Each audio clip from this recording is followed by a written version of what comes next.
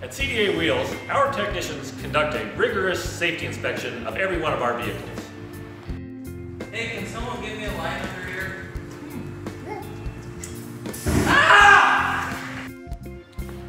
We check them for leaks and we inspect things like tires,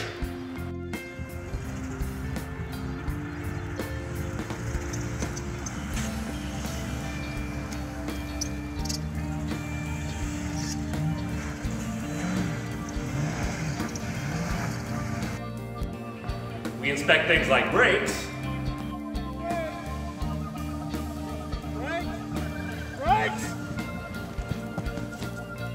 and we check the suspension. I think the suspension is shit on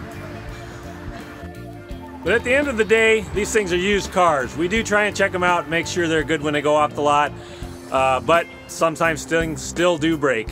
And don't buy this one. Thanks for watching.